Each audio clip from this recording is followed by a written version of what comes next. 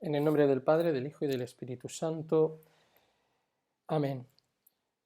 Reina del cielo, alégrate, aleluya, porque el Señor a quien has merecido llevar, aleluya, resucitó según su palabra, aleluya. Ruega por nosotros a Dios, aleluya. Goza y alégrate, Virgen María, aleluya, porque verdaderamente ha resucitado el Señor, aleluya. Oremos. Deus, que per resurrectionem Filii Tommi nostri Iesu Christi, mundo letificare dignatus est, presta quesumus, ut per uniticem Virgine Maria perpetua capiamus gaudia vitae, per ordine Christum Dominum nostrum. Amén. Gloria al Padre, al Hijo y al Espíritu Santo, como era en el principio, ahora y siempre, por los siglos de los siglos. Amén. Gloria al Padre, al Hijo y al Espíritu Santo, como era en el principio, ahora y siempre, por los siglos de los siglos. Amén. Gloria al Padre, al Hijo y al Espíritu Santo, como era en el principio, ahora y siempre, por los siglos de los siglos. Amén. Sagrado corazón de Jesús, en vos confío. Inmaculado corazón de María, sé nuestra salvación. San José y todos los santos, rogad por nosotros. Ave María Purísima, sin pecado concebida. Bueno, pues seguimos dentro de lo que es nuestro tema quinto, la lógica de clases, y vamos a ver un último punto antes de entrar en la antinomía de Russell y la teoría de tipos, sobre la teoría extensional de la identidad. Este apartado pues es importante porque nos ayuda a ver de qué manera consideramos extensionalmente que dos cosas sean idénticas, ¿vale? Recordad que la identidad no es lo mismo que la equivalencia. Lo vamos a ver. Bien, extensionalmente, dos cosas son idénticas cuando sus nombres denotan, significan la misma cosa. Es decir, cuando con la misma palabra nos referimos al mismo objeto, estamos hablando o diciendo que extensionalmente son dos cosas idénticas. No intencionalmente, como ahora veremos, ¿vale? Pero sí extensionalmente. Por ejemplo, si decimos que Marco Tulio es idéntico a Cicerón, pues es que estamos diciendo, da igual decir Marco Tulio que decir Cicerón.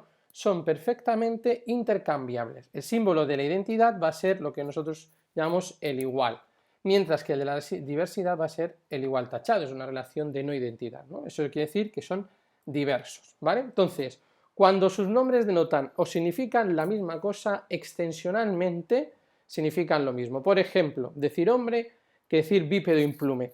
Es lo mismo, extensionalmente son dos conceptos idénticos. Son idénticas porque se refieren a la misma.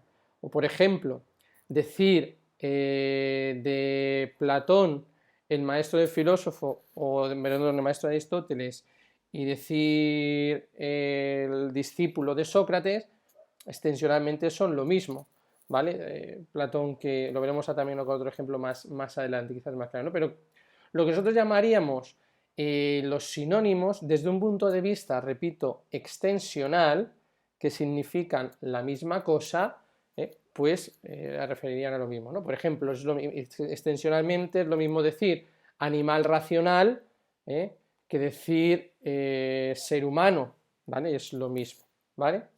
Bien, entonces dos cosas son idénticas extensionalmente cuando denotan o significan la misma cosa. ¿Y qué acontece intencionalmente? ¿Qué acontece o qué sucede desde el punto de vista intencional? Evidentemente no pueden ser dos cosas idénticas cuando significan la misma cosa, porque pueden intencionalmente referirse de dos puntos de vista distintos. Bípedo implume, animal racional, pues extensionalmente son idénticos, pero intencionalmente no. ¿Qué quiere decir intencionalmente? Intencionalmente dos cosas son idénticas cuando todos los predicados que corresponden a una corresponden también a la otra, y viceversa. Cuando todos los predicados que se le daría a una también le van a corresponder a la otra. Vamos a verlo desde un punto de vista formal. X, bueno, primero definimos los símbolos, todos los conocéis ya, el igual, la definición, el cuantificado universal, la equivalencia, bien. Decir que X es idéntico a Y quiere decir que para todo predicado P, si P se predica de X, también P se va a predicar de Y, y son intercambiables, por eso es el símbolo de la bicondicionalidad. Ahora, si dos cosas son diversas, X es diverso a Y, eso se define como que no son idénticas, ¿vale? Así de sencillo. Este es el plano, punto de vista formal de mostrarlo. La teoría de clases, además, va a permitir lo que llamamos una reducción parcial de la noción intencional de identidad, en términos de equivalencia de predicados, es decir, desde un punto de vista de teoría de clases, simplemente pudiendo atribuir los mismos predicados a uno que a otro, vamos a considerarlos como nociones idénticas, ¿vale? Por lo tanto, vamos a reducir parcialmente la noción intencional de identidad en equivalencia de predicados a una noción extensional en términos de clases de equivalencia, de acuerdo con este principio que vemos aquí. Primero vamos a analizar los simbolitos que aparecen y luego lo leemos. El cuantificador existencial, ¿no? Existe algún tal que para todos, el cuantificador universal, la equivalencia, la condicional, una clase, otra clase, la equivalencia, cuantificador, identidad, identidad y conjunción, ¿vale?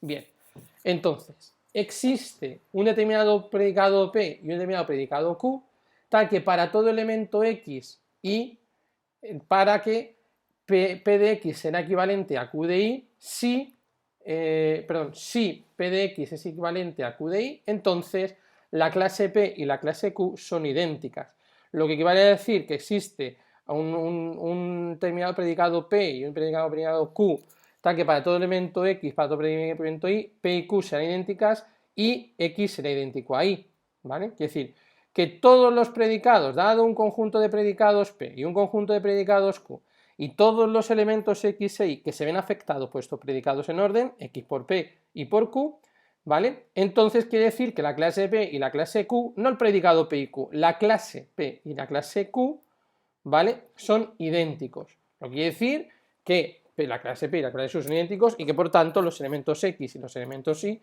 son idénticos. Si hay un predicado que no se aplicara al elemento Y y sí al elemento X, las clases evidentemente no serían idénticas. Por lo tanto, predicados que son equivalentes entre sí, aquí lo tenéis significado, ¿vale? Denotan una única clase, ¿vale? Puesto que la igualdad entre clases se define en términos de equivalencia, ¿vale? Dicho de otra manera, dos conceptos clase no tienen necesidad de ser idénticos cuando lo son sus extensiones, ¿vale? Cuando lo son las extensiones, ¿vale? Es decir, al tener la misma extensión, pues las clases son idénticas, los conceptos clase no tienen por qué ser idénticos cuando lo son sus extensiones. Bien. El carácter parcial que hablábamos antes, ¿no? Lo hemos hablado aquí, ¿no? La identidad de clase viene una reducción parcial porque se refiere únicamente a la extensión de predicados, ¿vale? Como equivalencia de predicados, ¿vale? Este carácter parcial resulta evidente de manera inmediata cuando sustituimos los predicados P y Q con predicados del lenguaje natural, ¿vale? Esto quiere decir LN, lenguaje natural. Por ejemplo, ser animales racionales y ser bípedos sin plumes. Son idénticos porque, según este carácter parcial, los predicados P y los predicados Q son equivalentes porque a todos los elementos, por ejemplo, ¿no? Que P es ser animal racional y Q ser animal implume, bípedo implume, perdón, ¿vale? Entonces, existe un predicado que es ser animal racional y el predicado bípedo implume, y para todos los elementos X y, si X es animal racional, es lo mismo que decir que Y, es bípedo implume, lo que es lo mismo que decir que son equivalentes la clase de los animales racionales y la clase de los bípedos sin plumes, lo cual quiere decir que si existe un predicado ser animal racional y este predicado bípedo implume para todos los elementos X y, entonces la clase de los animales racionales y la clase de los bípedos sin plumes son idénticas y por lo tanto es idéntico lo mismo que de X y de Y, es decir, ambos dos se refieren al hombre, al ser humano, ¿vale? Este es el carácter parcial de esa reducción como equivalencia de predicados. Es claro que estos dos predicados son equivalentes y determinan una única clase de equivalencia, concretamente la clase de los hombres, ¿vale? De los animales racionales. Bien, esto satisface plenamente la fórmula que hemos presentado y que acabamos de explicar nosotros anteriormente. Pero también es verdad que resulta claro que el contenido intencional de la fórmula en lenguaje natural no queda plenamente satisfecho. Es decir, esto es desde un punto de vista parcial, pero claro, no es lo mismo, no es idéntico decir animal racional que decir bípedo implume. Se refieren a lo mismo, pero no quieren decir lo mismo, ¿no? ¿Por qué? Porque por eso adoptamos esta reducción parcial, ¿no? de la lógica de clases. Pero definir descriptivamente la clase de los hombres en términos de animales racionales o bípedos sin plumes no es equivalente, ni en el nivel de lo que se entiende con estas dos predicaciones, si lo que quiere decir animal racional no es equivalente a lo que quiere decir bípedo implume. Bípedo implume quiere decir que tiene dos pies y que no tiene pluma, no, tiene pluma. Y animal racional quiere decir que forma parte de los animales y que goza de la capacidad de la razón. No hay ninguna equivalencia entre una cosa y otra, ni tampoco en el nivel de las respectivas propiedades naturales, a las cuales nos referimos con estas dos distintas predicaciones, es decir, el nivel óntico. ¿Vale? Por lo tanto, no se da una equivalencia ni a nivel conceptual ni a nivel óntico, porque a nivel conceptual no son los mismos conceptos, mercados distintos, con un significado distinto y con una propiedad natural distinta cada una de ellos, ¿no? Aquí lo tenéis en la nota 155, ¿no? Que una lógica de tipo intencional remite necesariamente a una ontología adyacente, sea conceptualista, naturalista o nominalista, que son los tres grandes tipos de lógicas intencionales que hay.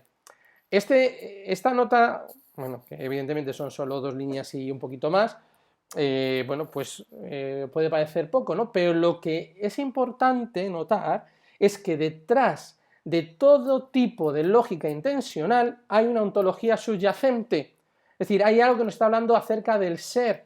Por eso no es igual usar un tipo de lógica que otra.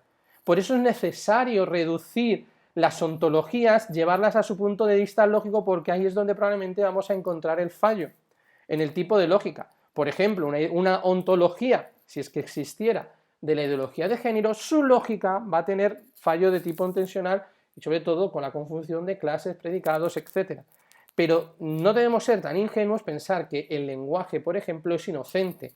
No, detrás de cada lenguaje existe una lógica y por tanto existe también una ontología subyacente, ¿vale? Existe una ontología subyacente. Por lo tanto, no es baladí, y el lenguaje nos está diciendo mucho más de lo que pensamos.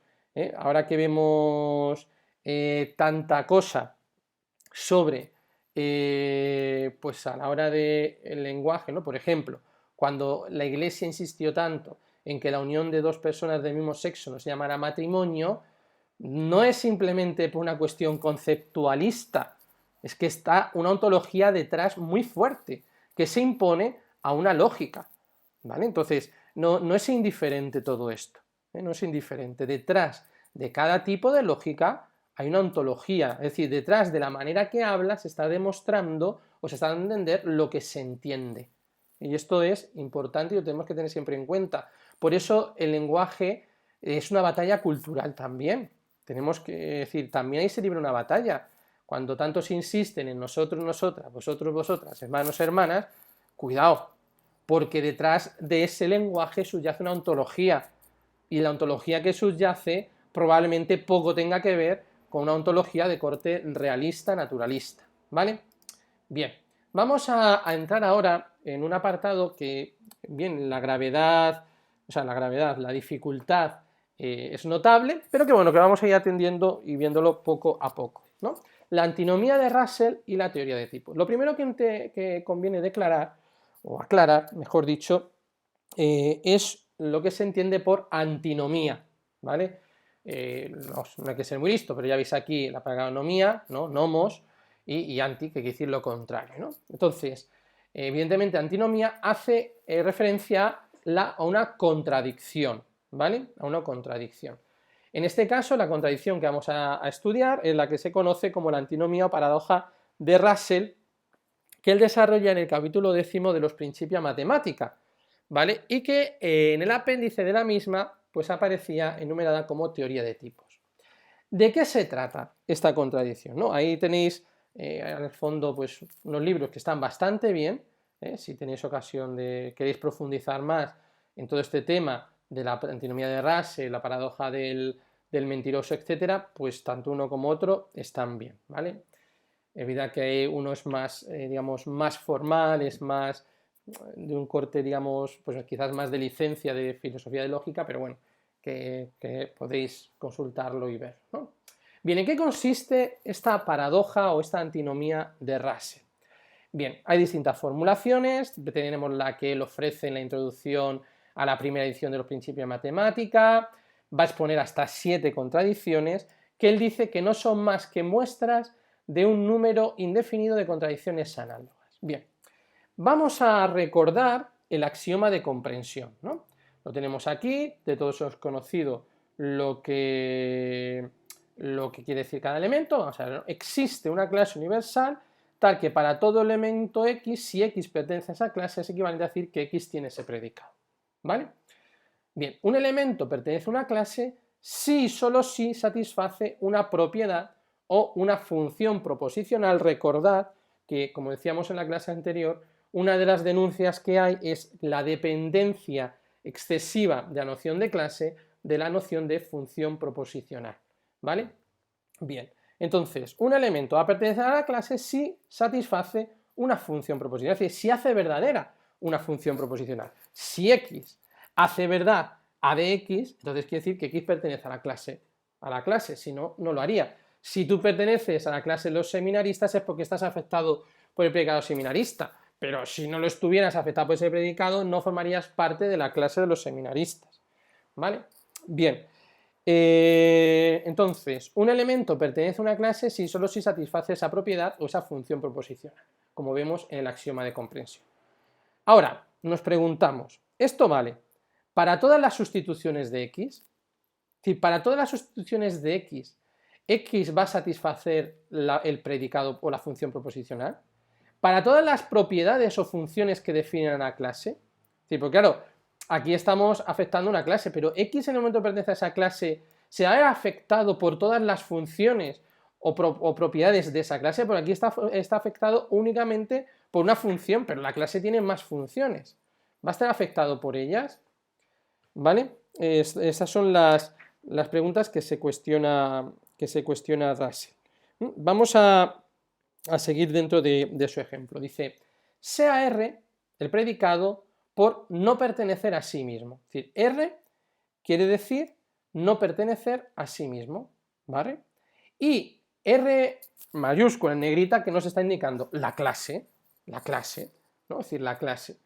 Este es el predicado, la R sin cursiva, sin negrita, y la R negrita es la clase. Entonces, el predicado es no pertenecer a sí mismo, y la clase cuyos elementos no pertenecen a sí mismo será R. Ahora bien, bueno, antes de preguntar eso, bueno, esta nota es simplemente aclaratoria, nos quiere recordar pues que no es un artificio intelectual lo que estamos viendo, es decir, no es simplemente que lo hagamos por perder el tiempo, ¿no? Por ejemplo, intuitivamente mantenemos que la clase de los hombres no es un hombre, eso lo entendemos, ¿no? Es decir, pues esto se da a veces mucho en cierto corte, ¿no? Dios ama a la humanidad, ¿no? Somos una humanidad. ¿Qué es la humanidad? La humanidad no existe. Existe la clase de los hombres, pero no existe la humanidad. No existe, tú no vas a encontrarte con la humanidad por la calle, vas a encontrar hombres concretos que realizan en sí la humanidad. ¿Vale? Entonces, la clase de los hombres no es un hombre, y eso quiere decir que la clase no pertenece a sí misma. Esto ya lo vimos otro día, no hay que confundir el concepto clase con la clase, ¿vale? Entonces, la clase no pertenece a sí misma, es decir, la humanidad no es un hombre, entonces no es miembro de los hombres, es decir, dentro del conjunto de los hombres no está la humanidad. No, la humanidad es un conjunto, es una clase, ¿vale? Y existen los hombres concretos de esa clase, pero la clase no pertenece a sí misma. Por ejemplo, la clase seminarista, tú eres un seminarista y juntos formáis o el Seminario de Toledo o los seminaristas de Toledo, la clase de los seminaristas, ¿vale? Pero la clase no pertenece a sí misma, el seminario no pertenece a sí misma, es decir, ningún seminarista se puede arrogar el derecho de ser el seminarista. Pues no, cada uno lo realiza de una manera concreta. Por eso en la Iglesia hay diversidad de carismas. Este es el fondo lógico que hay, porque la clase no pertenece a sí misma. Existe lo que es el sacerdote, pero solo hay un único sacerdote, que es Jesucristo, ¿vale? La clase no pertenece a sí misma, ¿vale? Entonces, la clase de los hombres no es un hombre, como entenderéis, ¿no? Es decir, es una clase a uno, ¿vale? Pero, es decir, hombre, en sí están todos los hombres, pues la clase de los hombres no es un hombre, ¿vale? También intuitivamente sostenemos que la clase de los conceptos sí es un concepto. Claro, si no es un concepto, ¿de qué vamos a estar hablando, no? Y en este caso sí pertenecería a sí misma, ¿Veis? En el plano natural no pertenece, en el plano conceptual sí pertenece a sí misma, ¿vale? Aquí no estamos refiriéndonos evidentemente al concepto clase, que denota intencionalmente una clase, sino al concepto de clase, que efectivamente es un concepto. Entonces, como hemos dicho más arriba, en general, para una clase se excluye la autopertenencia. Para una clase no se pertenece a sí misma. Bien, entonces volvemos a nuestro ejemplo que vamos a ver enseguida, la paradoja. Sea R el predicado no pertenecer a sí mismo, R no pertenecer a sí mismo. Y la R mayúscula negrita, la clase de los elementos que no pertenecen a sí mismo. ¿Vale? ¿Queda claro esto? Bien, ahora viene una pregunta. La clase cuyos elementos no pertenecen a sí misma, ¿pertenece o no pertenece a sí misma? La clase R pertenece o no pertenece a sí misma. Según las definiciones que hemos visto más adelante, concretamente en ese punto 5.1.4, ¿vale? Ahí, al hablar de la clase como uno o la clase como muchos, ¿vale? Hemos excluido la posibilidad de que una clase se perteneciera a sí misma, ¿vale? Es decir, que se autoincluya como un elemento de sí misma. Entonces, la clase de los elementos que no pertenecen a sí mismos, ¿pertenece o no pertenece a sí misma? Hemos excluido la posibilidad de que pertenezca. Entonces, no pertenece a sí misma. En principio, la clase R no pertenecería a sí misma, claro, pero es que resulta que el no pertenecer a sí mismo es un elemento de esa clase. Entonces, si R no perteneciera a sí misma, sería un elemento de su propia clase, y hemos dicho que no puede ser. Si pertenece, violamos lo que hemos dicho de que una clase no puede pertenecer a sí misma. Y si no pertenece, también violamos lo mismo, porque no pertenece a sí misma. ¿Por qué? Porque R es la clase de aquellos que no pertenecen a sí mismo. ¿Qué está ocurriendo aquí? ¿Qué contradicción está sucediendo? Nos estamos cargando el concepto de clase. No sé si llegáis a captar la contradicción. Gödel, cuando enuncia los teoremas, y hay un libro de Nagel que habla sobre los teoremas de incompletud, que también es, bueno, aparecerá más adelante cuando tratemos los teoremas de Gödel, ¿no?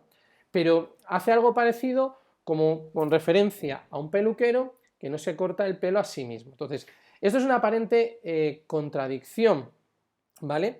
¿Por qué? Porque si R es la clase de los elementos que no pertenecen a sí mismo, evidentemente R no puede pertenecer a sí misma, ¿vale? Pero la clase pertenece a sí misma o no pertenece a sí misma. ¿Qué ocurre aquí? ¿Vale? No sé si, creo que es importante, ¿no? Repito, R es un predicado, quiere decir no pertenecer a sí mismo, y R mayúscula negrita es la clase cuyos elementos no pertenecen a sí mismo. Entonces, la clase de los elementos que no pertenecen a sí mismo, ¿se pertenece o no se pertenece? Diríamos, no se puede pertenecer porque hemos dicho que una clase puede pertenecer a sí misma, está excluida esta posibilidad, ¿vale? Lo hemos excluido, ¿vale? Entonces no se pertenece a sí misma, pero si R no pertenece a sí misma, quiere decir que forma parte de la clase de los elementos que no se pertenecen a sí mismos. ¿Qué está ocurriendo aquí? Vamos a verlo desde un punto de vista formal, ¿no? Aquí cae en un círculo vicioso. Si R no pertenece a sí misma, entonces debe pertenecer a la clase R. Esto es a sí misma, por la manera en que está definida. Pero si pertenece a sí misma, entonces no debe pertenecer a sí misma. Lo vemos formalmente así. Si R pertenece a sí misma, quiere decir que R no pertenece a sí misma. ¿Vale? Y aquí vemos otro ejemplo. Sea W la clase de todas las clases que no son miembros de sí misma. ¿Vale? Entonces, esto todavía es un paso, ¿no? La clase de todas las clases. Vale, entonces, cualquiera que sea la clase X, X es una W, es decir, X es una clase que no pertenece a sí misma, porque hemos dicho por definición que las clases no se pertenecen a sí mismas. Entonces, es equivalente decir que X no es una X. ¿Vale? Entonces, dado a X el valor de W es una W, es equivalente a W, no es una W. Volvemos a caer en la misma contradicción, ¿vale? Aquí, esto es algo que trata el propio Russell y Whitehead en el libro de la introducción de los principios de matemática, ¿no? Donde aparece también la formulación de la paradoja de Richard, sobre la cual va a reflexionar Gödel. Simplemente la leemos, el trasfondo siempre es el mismo, ¿no? Si consideramos todos los números decimales que pueden ser definidos mediante un número finito de palabras, sea E la clase de los números decimales. Entonces, E, que es la clase de números decimales, tendrá tantos términos. Luego sus miembros podrán ser ordenados. Este es el símbolo de cardinalidad. ¿Vale? Podrán ser ordenados, el primero, segundo, tal. Sea n el número definido de esta manera. Si la enésima cifra del enésimo número decimal es p, sea p la enésima cifra de n, p más 1, o bien 0, si p es igual a 9. Entonces, n es diferente de todos los miembros de e, puesto que cualquiera que sea el valor infinito de la enésima cifra de n, es decir, de los números definidos de esta manera, es diferente de la enésima cifra del enésimo número decimales que componen e, y por ello n es diferente del enésimo número decimal. Sin embargo, habíamos definido n como un número finito de palabras, y por ello deberíamos ser miembro de e. Por tanto, resulta a la vez que es y no es miembro de e. Bueno, quizás se entiende peor, pero bueno. Creo que con la clase de los elementos que no pertenecen a sí mismo se entiende. Vamos a verlo ahora en base a un elemento antiguo y que es de todo conocidos, que es la paradoja del mentiroso. ¿Qué es esto? Bueno, es una formulación muy antigua que se debemos a Epiménides, ¿vale? Que era un ciudadano cretense, ¿vale? Que vivía en Creta. Eso quiere decir que es cretense, como los toledanos son los que vienen en Toledo y los talaveranos los que vienen en Talavera, que como todos sabéis es una gran ciudad. Entonces, Epiménides era cretense y él dice: todos los cretenses son mentirosos. Cabe preguntarse, si un ciudadano cretense afirma que todos los cretenses son mentirosos, ¿está diciendo la verdad o no está diciendo la verdad? ¿Por qué? Porque siendo él ciudadano cretense es un mentiroso. Y si todos los cretenses son mentirosos, nos está mintiendo, porque es un mentiroso. Luego, no es cierto que todos los cretenses sean mentirosos, luego está diciendo la verdad. Ya, pero ¿cómo va a decir que está diciendo la verdad si es mentiroso? No puede decir la verdad porque es mentiroso, ¿no? Creo que se entiende, ¿no? Es decir, un cretense dice: todos los cretenses son mentirosos. Todos los cretenses son mentirosos. Por ejemplo, ¿no? Ignacio es toledano y dice: todos los toledanos son mentirosos. ¿Nos fiamos o no nos fiamos de lo que dice? Él es toledano, luego también es mentiroso. Luego, afirmar que todos los toledanos son mentirosos es una mentira. Luego, no es verdad. Luego, que decir que los toledanos son mentirosos no es verdad, es decir, que dicen siempre la verdad. Pero entonces él, que es un mentiroso, está diciendo una verdad. Luego, no es mentiroso o sí es mentiroso. Porque si no es mentiroso, entonces no está diciendo una mentira, pero es que él está afectado porque es toledano, por la mentira. Pero si está diciendo la verdad ya no es un mentiroso. ¿Vemos la contradicción o no? Esto es una paradoja, ¿vale? Que es antiquísima y que Russell recupera, ¿vale? La paradoja del mentiroso, de Epiménides. ¿Vale? Son dos de los puntos fundamentales que producen la contradicción. ¿Cuáles son? Primero, tomar la clase como uno, como valor de un predicado función, es decir, utilizamos una clase como un elemento, como un predicado. Y este es el primer error que subyace, ¿vale? No es lo mismo la clase que el predicado. No es lo mismo la cursiva mayúscula que la negrita mayúscula, ¿vale? No es lo mismo. No es lo mismo el predicado ser hombre que la clase de los hombres o de la humanidad. No es lo mismo. Entonces, el primer error que se está produciendo en la contradicción es tomar la clase como uno, como un predicado, como valor de predicado una función, ¿no? Y por ello considerar todas las ocurrencias de R en la expresión de equivalencia como si fueran todas del mismo nivel. En el R se refiere, recordad, aquí a los elementos que no pertenecen a sí mismos. Estoy considerándolo como un predicado más. Estoy equiparando R a esta R. Y eso es un error lógico, ¿vale? Estoy confundiendo la clase con el predicado, ¿vale? Y segundo, asumir que por el principio de comprensión siempre va a haber equivalencia entre una clase y un predicado proposicional que la define. De nuevo aparece el fallo denunciado por Quine de la excesiva dependencia de la noción de clase de la noción de función proposicional, ¿vale? Entonces, los puntos fundamentales que producen la contradicción son estos: tomar la clase como uno, como un valor de un predicado, y asumir el principio de comprensión, que siempre va a haber una equivalencia entre una clase y un predicado, cosa que no es cierta. Entonces, ¿cómo podemos salir de esta antinomía? ¿Cómo somos capaces de salir del círculo vicioso del mentiroso? Y por último, la importancia filosófica de esto, porque parece que estamos aquí perdiendo el tiempo y haciendo un juego de palabras, y ni vosotros ni yo estamos aquí para perder el tiempo. Bien, es por esto, para resolver la antinomía, que Russell introduce la teoría de tipos. Que esto es importante. Este desarrollo evidentemente no es pacífico, tiene toda investigación, soluciones, artículos, estudios de 10 años, tal, que veis aquí todas las obras de Russell que se ven afectadas por esto, ¿vale? Bien, evidentemente para nosotros reconstruir todos los pasos y demás no lo vamos a hacer, ya os lo digo, pero bien. Entonces, en un primer momento se trata de distinguir los distintos niveles que se dan. Es decir, no es lo mismo, y ya lo hemos visto cuando hablamos del orden, ¿no?, del nivel, no es lo mismo hablar de un elemento que hablar de una clase. No es lo mismo hablar de Aristóteles que hablar de la clase de los hombres. No es lo mismo. Hay una jerarquía de diferentes niveles, ¿vale? Entonces, hay que distinguir una jerarquía de diferentes niveles, los argumentos que hay que asignar a las variables de una función proposicional, que definen la clase, para evitar que se produzcan sinsentidos. Luego, lo primero son la jerarquía de distintos niveles.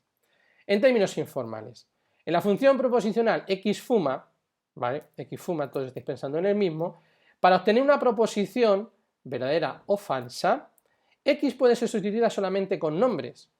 Es decir, yo no puedo decir comer fuma, no, solo puedo sustituir x en esta función proposicional, x fuma, en esa función proposicional f de x, que es x fuma, x solo puede ser sustituida por nombres.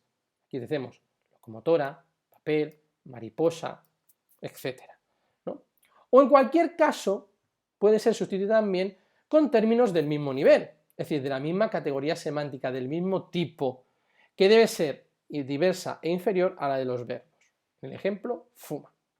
Por ejemplo, yo puedo decir, a sustituir x por estos nombres, la locomotora fuma, el papel fuma, la mariposa fuma. Todas son proposiciones que tienen sentido. Tienen sentido porque la sustitución en la jerarquía está bien hecha. Tienen sentido. Ahora bien, solo son verdaderas pues las dos primeras, dentro de un contexto apropiado, ¿no? La locomotora fuma, en cuanto que echa humo, pues se puede aplicar un sentido derivado, ¿no? Y el papel fuma, pues por el mismo sentido, pero que la mariposa fume, pues chico, yo no he visto ninguna mariposa fumando Marlboro, ¿no? Pero bueno, no existe, ¿no? Entonces, todas son proposiciones que tienen sentido, pero solo las dos primeras tienen la posibilidad de ser verdaderas, mientras que la tercera, como sin sentido, siempre va a ser falsa. En cambio, si la función proposicional no la sustituimos por nombre, sino por cualquier otro término, que no es un nombre, por ejemplo, un verbo, ¿vale? Entonces, el verbo amar, beber, etc., vamos a obtener no ya proposiciones falsas, sino proposiciones que no son ni verdaderas ni falsas, sino que carecen de sentido. Ama fuma, bebe fuma. ¿Qué sentido tiene eso? ¿Tiene algún sentido esto? No tienen sentido. Por lo tanto, no son ni verdaderas ni falsas. Yo puedo decir la mariposa fuma. La sustitución está bien hecha. Luego ya puede ser verdadera o falsa porque hay una sustitución lícita, porque tiene sentido, aunque carezca de valor verídico. La mariposa fuma, pero tiene sentido. Lo que no tiene sentido es ama fuma, bebe fuma, come fuma. ¿Por qué? Porque estamos haciendo una sustitución ilícita. Estamos en un lugar donde tienen que ir nombres sustituyendo con un verbo, y eso es ilícito, por eso es algo que carece de sentido, ¿vale? Normalmente, cuando en el estudio escuchéis o veáis cosas sin sentido, será porque no se está haciendo bien una sustitución cuando debe de hacerse. Bien, esto acontece porque el tipo del argumento que un predicado espera no debe ser de su mismo nivel, sino un nivel inferior. Es decir, fuma es un verbo, ama es otro verbo, no pueden ir al mismo nivel. Lo que es el argumento de esta función fuma no pueden estar al mismo, tiene que ser de un rango inferior, pues usamos el nombre como un rango inferior, ¿no? Digamos que dos términos pertenecen a la misma categoría semántica si y solo si, cuando se sustituyen a la misma variable, dan lugar a proposiciones dotadas de sentido. ¿Cómo sabemos que estamos dentro de la misma categoría semántica? ¿Cómo sé yo que locomotora y mariposa son la misma categoría semántica? Porque cuando tú esas variables las sustituyes dentro de una proposición, dentro de un predicado, dentro de una función proposicional, tiene sentido. Si no tiene sentido, quiere decir que no son del mismo nivel, no tienen la misma categoría semántica, ¿vale? Esto yo creo que es importante. Bien, entonces, una variable puede ser válidamente sustituida solo por términos que pertenecen a la misma categoría semántica. Si yo le introduzco una categoría semántica que no le pertenece, entonces no estoy haciendo una sustitución válida. Para obtener proposiciones dotadas de sentido es indispensable que el predicado pertenezca a un grado semántico más alto que su argumento. Siempre el predicado tiene que tener un rango mayor que el argumento. Ahora bien, estos son los dos aspectos más importantes de la teoría.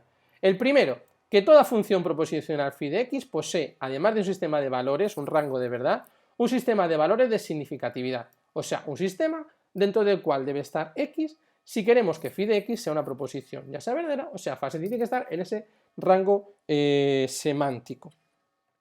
Y el punto segundo, que los sistemas de valores de significatividad forman tipos, o sea, si x pertenece al mismo sistema de valores de significatividad que phi de x, entonces existe toda una clase de objetos, el tipo de x, los cuales deben pertenecer también ellos al sistema de valores de significatividad de phi de x, independientemente de cómo pueda variar phi. Es decir, todos los valores que están afectados por el predicado phi de x forman parte de un sistema de valores, pertenecen a ese sistema de valores de significatividad de phi de x. Todos los objetos, tipo de x, es decir, por ejemplo, si yo digo Juan es un hombre, el predicado ser hombre, phi de x, tiene una serie de elementos que sea el valor que sea x, en este caso es Juan, puede ser Pedro, puede ser, pero que están afectados, pertenecen a este sistema, una clase de objetos que pertenecen al sistema de valores de significatividad phi de x, es decir, al sistema de valores de ser hombres. Si, no sé, si, no sé, pues si Laika no es un hombre, sino que es un perro, pues entonces no forma parte de este sistema de valores. Entonces, no tiene sentido, ¿vale? Entonces, todos los sistemas de valores de significatividad forman tipos. Entonces, el predicado ser hombre estarían todos los hombres, ¿vale? Bien, entonces, ¿cuáles son estos tipos? Los tipos varían, van creciendo en rango mayor. El tipo más bajo, el tipo 0, es cualquier objeto que no tenga un sistema de valores. Es un término o un individuo. Eso es el tipo 0, ¿no? Siempre es posible sustituirlo, una posición con otro individuo, sin que la posición pierda significado. Los objetos de la vida cotidiana son individuos. La clase como 1 es un individuo, con tal que sus elementos sean individuos. El siguiente rango, los siguientes tipos sucesivos de individuos que hay, ¿cuáles son? Bueno, si U es un sistema de valores determinado por una función proposicional phi de x, no U constituirá un sistema de objetos para los cuales phi de x es falsa. Admitimos la bivalencia, ¿vale? Sí que es importante notar, como se hace aquí en la nota 164, ahí va, nos hemos ido. Bueno, en la nota 164, vamos a ver que me he ido, perdón. Bien, en la nota 164, ¿vale?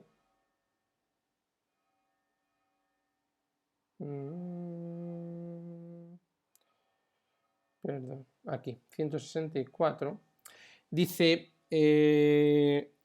aquí, en este sentido, es una dificultad por el hecho de que dos funciones proposicionales pueden tener el mismo sistema de valores de verdad U, mientras que los sistemas de valores de significatividad pueden ser diferentes, y por ello no U resulte ambiguo. Sin embargo, existirá siempre un tipo mínimo dentro del cual esté contenido U, y no U puede ser definido como el resto de ese tipo. Es decir, que hay veces que el no U pues puede tener, siendo función proposicional, formando parte de sistemas de valores de verdad, sus sistemas de valores de significatividad pueden ser diferentes y sin que no resulte ambiguo. Bien, el tipo sucesivo es la clase de clases de individuos, confederaciones o sociedades, ¿no? Entonces, él va a seguir aplicando otros primitivos que plantean pues, otras cuestiones, ¿no? Él va a hablar aquí de las relaciones, formando el sistema de relaciones, el número, las proposiciones, etc. Respecto a este campo, de los números y las proposiciones va a dar lugar a dos problemas aparentes, ¿no? A dos problemas, que parece que no existen más proposiciones que individuos y que parece que no existen más sistemas de proposiciones que proposiciones. Bueno, son dos paradojas que acontecen ahí. Tampoco nos vamos a detener mucho en esto porque yo creo que os puede liar un poco. Vamos a leer este apartado de Russell donde quiere ver las sutilezas para llegar a una inevitable contradicción, ¿no? Dice, si M es una clase de proposiciones, la proposición todo M es verdadera, puede ser o no ser ella misma un M. Pero existe una relación 1-1 de esta proposición con M. Si N es diferente de M, todo N es verdadero, no es lo mismo que la proposición todo M es verdadero. ¿Por qué? Porque hemos dicho que son diferentes, no pueden ser lo mismo. Entonces tienen que distinguirse también estas dos proposiciones. ¿Vale? Bien, dice él, consideremos ahora toda la clase de la proposición de la forma todo M es verdadero y que tenga la misma propiedad de no ser elemento de los respectivos M, sea W esta clase. Es decir, W va a ser la clase que tiene la propiedad de no ser elementos de los respectivos M y que tiene este predicado todo M es verdadero. Y sea P la proposición todo W es verdadero. Si P es W, entonces debería poseer la propiedad que define a W, que es que todo W es verdadero, pero esta propiedad requiere que P no sea una W. Por otra parte, si P no es una W, entonces P posee precisamente la propiedad que define W y por tanto es una W. La condición parece casi inevitable, es decir, volvemos a lo mismo, único que estamos haciendo es trasladar el problema de nivel. El problema del mentiroso lo seguimos trasladando y no se viene solucionando, es lo que nos viene a decir, ¿no? A menos que se sostenga que las proposiciones no sean tipos o sean tipos diversos, ¿cómo salir de este impasse? La primera consideración, considerada así, se ha resuelto por la teoría de tipos, que es la que nos ayuda a salir de este peligro, ¿no? ¿Qué nos dice la teoría de tipos? Dice, la totalidad de todos los objetos lógicos o de todas las proposiciones conlleva, por lo que parece, una dificultad lógica fundamental. No he sido capaz todavía de descubrir cuál puede ser la solución completa a esta dificultad. Entonces, lo que está poniendo de relieve Russell en este punto es el nodo que genera todo este círculo vicioso, que no es otro que la totalidad. Ese es el problema. ¿Qué entendemos por totalidad y qué es la totalidad? Este es el problema fundamental de las paradojas de Russell. Cualquier cosa que implique a todos los miembros de una colección no debe ser un miembro de esa colección. Esto es, digamos, para evitar esas totalidades legítimas y salir del círculo vicioso, ¿vale? Que cualquier cosa que implique todos los miembros de una colección no debe ser miembro de esa colección. Entonces, una totalidad se encuentra intrínsecamente en riesgo de antinomía porque establece la autorreferencialidad de la totalidad con todo lo que se refiere a ella. Es decir, confundimos, si yo formo parte de esta totalidad, luego todo lo que le afecta a esa totalidad me afecta a mí. Establece la autorreferencialidad de la totalidad con todo lo que se refiere a ella. Por ejemplo, expresiones universales de tipo todas las proposiciones, todos los números que contienen esas totalidades llevan a la paradoja de ampliar la totalidad que describen, mientras que la describen. Se genera así un nuevo caso que a la vez pertenece y no pertenece, es decir, volvemos a seguir el problema de esto por no introducir la teoría de tipos. Ahora bien, ¿qué tres indicaciones nos ofrece Russell para evitar estas contraindicaciones? Primero, hay que limitar la complicación de las funciones proposicionales o de las clases, lo que llamaba él la teoría zigzag. Solo las funciones proposicionales simples, establecidas eventualmente por axiomas, van a constituir clases. Se puede limitar el tamaño de las clases. Es decir, si W es una clase, entonces todos los valores que no pertenecen a W no forman una clase. Solo será clase W, no W no sea una clase. Y se puede hacer una teoría sin clase reduciendo a sin sentido los enunciados paradójicos, porque son frases incompletas. Bien, este camino de se puede hacer una teoría sin clases reduciendo a sin sentido los enunciados paradójicos, porque son frases incompletas, va a ser el camino que toma Russell en la fase de investigación, ¿vale? Que le llevará a, pues a hablar de la teoría de tipos, la teoría ramificada de tipos. Vamos a ver simplemente la nota 164. Dice, Russell puso en evidencia dos posibles direcciones en las cuales buscar un criterio de este tipo, que llamamos respectivamente la teoría de zigzag, que es la que hemos visto aquí a la de arriba, ¿vale? Donde se puede limitar la complicación de las funciones proposicionales de las clases, ¿vale? Y la teoría de limitación del tamaño, y que quizás podrían ser llamadas teoría intencional y teoría extensional.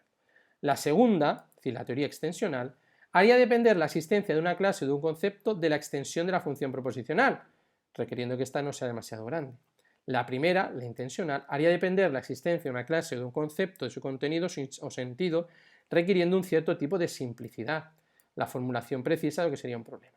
El aspecto más característico de la segunda, en cuanto opuesto a la primera, consistiría en la no existencia de la clase universal o en la interpretación intencional de la noción de algo en sentido amplio.